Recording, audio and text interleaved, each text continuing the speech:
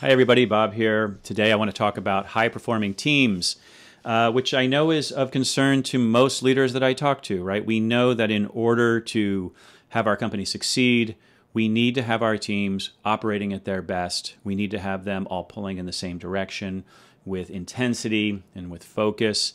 And there is a science to creating high-performing teams. It's also an art, and I want to talk about both today. And really, well, let's just get into it. So when we think about a high-performing team, a team that's high-performing is a team that's aligned, right? It's a team, again, where everybody's pulling together in the same direction, focused on the same thing, and they have some intensity, and they have some verve about it, right? And it turns out that really this is a combination of two things, right? It's a combination of good operations, and I'm going to talk about operations in my next video, which is going to be all about team chartering, but it's also about culture. And culture, as this picture indicates, is often the hidden aspect of teams. It's the thing that's hardest to see, hardest to act on. Sometimes it's hard to even know as a leader if you have a good culture or not, because when you have a bad culture, people are often afraid to tell you the truth, and you get bad data about what kind of culture you have. So often you might have a bad culture and not even be aware of it, and that's really, I think, a disturbing place to be as a leader.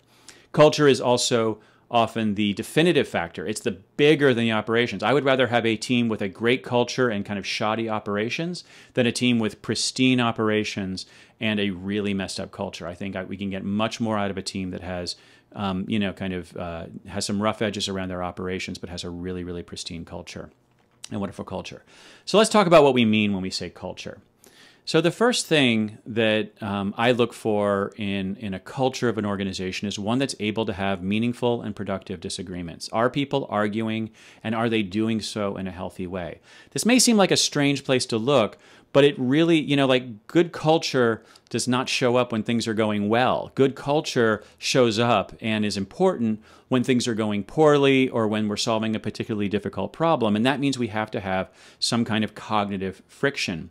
This is one of the reasons we believe in assembling diverse teams, teams where people come from different backgrounds, different skill sets, maybe wear different identities, where we have and so they look at the world in different ways, and therefore they can look at problems in different ways. And this is important because what we want is two ideas or even more ideas to interact with each other and generate new ideas. That's where the really exciting stuff happens, both in science and in business.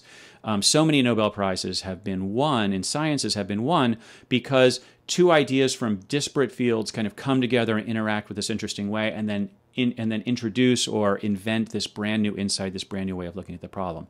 So we want to assemble diverse teams, and then we want those teams to have some cognitive friction.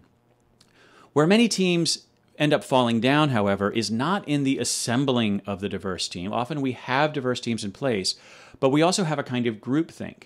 And the reason we have groupthink is because people are actually a little bit afraid to bring their full idea forward. They don't have what Dr. Amy Edmondson, who is a researcher at Harvard, calls psychological safety or team psychological safety. In other words, they don't assess for themselves that it's okay for them to take a risk. Because often bringing forth a contrarian idea involves some degree of interpersonal risk and maybe even some degree of professional risk, right? If you upset the boss, you might get fired or passed over for a promotion. And so if you have a team that's not psychologically safe, often these are teams that are very quiet, where you're asking a question and you're just getting crickets, or where only one or two people are dominating the conversation. Those are good indicators that you have a team where some people at least are not feeling psychologically safe. And this is the point, really, that I cannot tell you that you are safe here, but you can tell me whether or not you feel safe here, right? It's an individual assessment that each person makes for themselves, whether or not they are psychologically safe. The next thing, though, we need is a level of trust in each other. And this is often because when we are moving forward, when we're making a decision and agreeing what direction to move, how to move forward, we are often doing so. We need to kind of let go of our own ego. We need to let go of our own personal opinions at times in order to move forward, and for the sake of the team, because not everybody is going to agree at all times, right? It's hard enough to get 3 people to agree on what restaurant to go to for dinner or what movie to watch at night. Many of you with families will know what I'm talking about. But imagine making a decision that involves some professional risk, right? We need to trust each other. And this means that we need to, this comes from, by the way, from some research, I believe out of Yale, where they found that trust is really two separate assessments. One, I'm assessing that the person cares about me, and two, I'm assessing that they're capable. So if we think about that in the context of this picture that I've chosen here, this person is, I'm on the other end of this rope, I'm trusting them with my life. I want to know that he's capable, that he has the strength and the know-how in order to work the equipment, but I also want to know that he cares enough to pay attention and apply the skills when needed, and that if the equipment fails, that he might actually injure himself in order to protect me. And it turns out that care is really the definitive thing, and it's something that we really often don't take time to build on teams. We focus all on like skill set and intelligence and experience. All of these things are capability based, but we forget, like, do people care about each other? Do people like each other? Do they demonstrate care to each other? And this is really, I think, kind of the definitive, again, cultural piece when it comes to creating high-performing teams. So I want to leave you with a couple of ideas. So when it comes to aligned teams, there's really three things we look for, three things we try to build. The first thing is we want to build a culture of high-context relationships. And there's some very specific practices you can put into place. All this means is that we know each other on a personal level, and maybe we respect each other on a personal level. It means there's no bullying present. We work on our own biases and our own prejudices in order to align and kind of come together.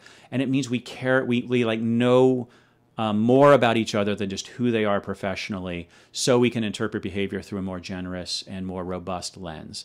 And again, there's some very specific practices that we can put into place in order to make this happen. The other thing we want to build is clear and efficient operations. And like I said, I'm going to address this in my next video, which is going to be all about team chartering, which is a process about, frankly, getting clear about what our operational framework is and how we're going to work together, what roles we're going to play, and all of those kinds of things. But we need to be clear. We need to be efficient in our operations. And then finally, we actually need to commit to continuously improving both our operations and our culture, because you're never going to get it right the first time, right? And environment's going to change, people are going to change, problem sets are going to change. We're going to need to be in training, right? Being in a team is kind of like always getting better. It's like being on a sports team, like we're always trying to improve our performance. We're always looking for where we're weak. We're always looking to be more participatory and bring people together in more robust and interesting ways. So this is what we do at the Alignment Company. We help teams become high-performing by helping them define and improve their culture, helping them define and improve their operations. We do this through a facilitated process we call team chartering, which again I'm going to introduce in the next slide. We also do it through a variety of other services, individual coaching, corporate offsites, these kinds of things. If you'd like to talk to me about that, please reach out, and I'll put some links below to show you where. And thank you for your time and attention. Have a wonderful day.